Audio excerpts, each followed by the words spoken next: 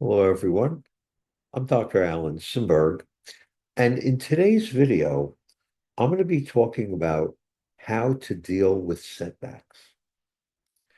And if you find the information in this video helpful, I'd appreciate it if you would like, make a question that you want to ask me, make a comment, or subscribe to my YouTube channel.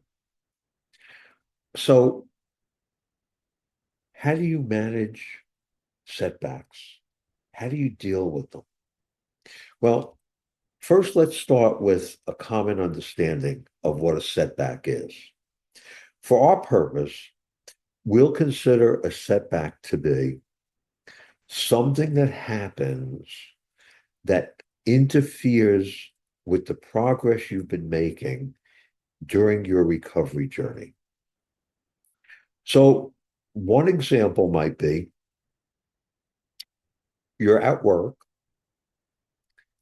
and you're starting to feel extra stress. You become distressed. Maybe you have an argument with someone. Maybe you have a drink. Maybe you use your drug of choice. Maybe you start giving serious consideration to maybe gambling. Maybe you even gamble or watch pornography or plan to watch pornography. In a sense, you could experience that as a setback because it doesn't fit in with the thinking that goes along with recovery. So, whenever you have that setback, if you do your best not to become self critical. Do your best either to prevent yourself from continuing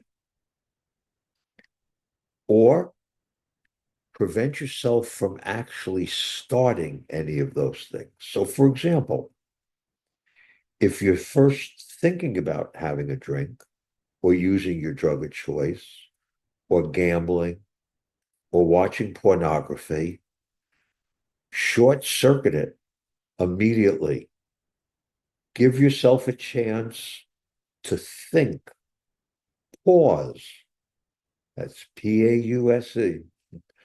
Pause before you start following through any further. Give yourself a chance to coach yourself, to counsel yourself, to think about all that you've accomplished so far in your recovery journey and how you might feel if you follow through on any of those thoughts to do something that would be counterproductive to your recovery journey.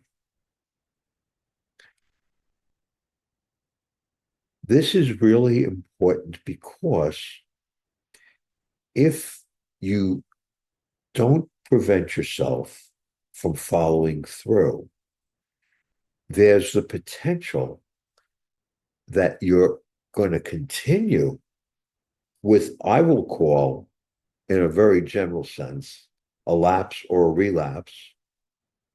Because I'm not so sure if it's fully accepted that gambling and then stopping gambling and then returning to gambling is considered a lapse or a relapse. But it would be a return to the addiction behavior. You would be setting yourself up potentially to continue because if you get down on yourself in a strong enough way, you might give up. Even if it's only temporary, you may give up. And it's really important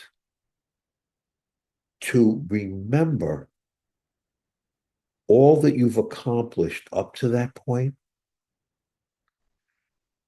and give yourself credit. I think if you've been listening to many of my videos or even some of my videos, you'll notice that I identify a potential challenge to your recovery, and the suggestions that I give you tend to be the same because those suggestions have worked for so many clients that I've talked to. And before you have the setback, or maybe even after you have the setback, one of the things that could help you is get support as soon as possible that can help you from continuing in whatever behavior that setback would be. Go to a 12-step meeting, go to a smart recovery meeting, call your sponsor, talk with a trusted friend, do everything you can to either prevent yourself from having that setback or keeping the amount of time that you're engaged in that setback to be as short as possible. And don't ever give up.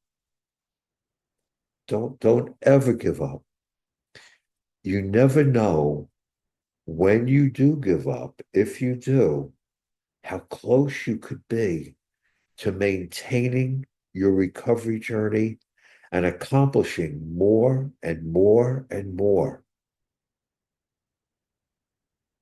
In my next video, I'm going to pose a question and talk about and give you some suggestions about how you can decide what you want your life to be.